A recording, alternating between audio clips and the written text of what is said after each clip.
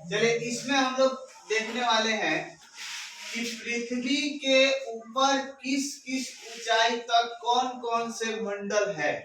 ठीक है, तो सबसे पहले पृथ्वी से ऊपर 18 किलोमीटर तक जो होता है उसको हम लोग बोलते हैं क्षोभ मंडल।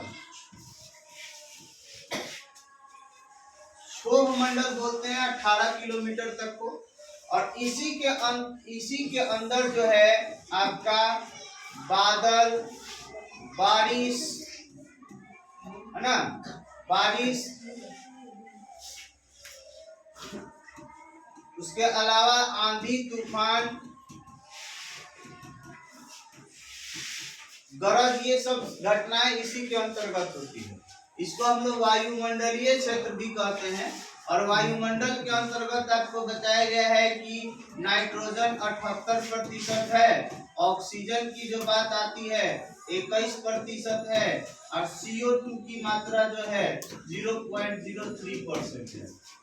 ये खाली इसके अंदर। अब उसके बाद एक और मंडल आता है जिसको हम लोग बोलते हैं समताप मंडल। समताप मंडल। और इस मंडल के अंतर्गत ही एरोप्लेन्स उड़ाए जाते हैं। हवाई जहाज जो उड़ते हैं वो इसी मंडल के अंतर्गत उड़ते हैं। इसकी जो ऊंचाई है वो 50 किलोमीटर तक होती है। ठीक है, उसके बाद आता है मध्य मंडल, आयन मंडल।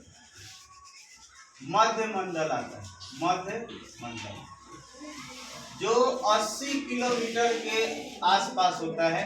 और इसके बीच में जो है उल्का पिंड जल जाते हैं। देखिए, कहने का मतलब जब उल्का पिंड एस्टेरॉयड ऊपर से गिरते हैं तो जब इस मंडल में आते हैं तो उसमें आग लग जाता है और वो जल जाते हैं इसी मंडल में, जो पृथ्वी से 80 किलोमीटर ऊपर रहता है। उसके बाद आता है मध्य मंडल। मध्य मंडल हो गया है। एक होता है आयन मंडल। आयन मंडल, तो इसके अंतर्गत जो है आपका आता है सैटेलाइट। इसकी जो ऊंचाई है 880 किलोमीटर से 640 किलोमीटर तक होता है।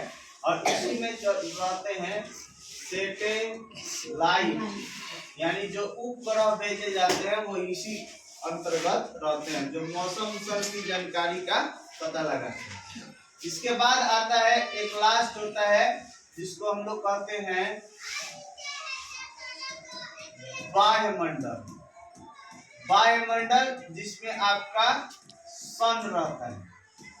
वायुमंडल जिसके अंतर्गत सन रहता है और इसी में हीलियम और हाइड्रोजन, हीलियम और हाइड्रोजन गैस पाया जाता है। तो इस तरह से हम लोग मंडल के बारे में जान सकते हैं। क्षोभ मंडल, समताप मंडल, मध्य मंडल, आयन मंडल और वायुमंडल। तो इस तरह से 1, 2, 3, 4 और ये 5, तो 5 तरह से ये मंडल होते हैं। और इस तरह से ये पूरा ब्रह्मांड के अंतर्गत ये मंडल पाए जाते हैं। ठीक है।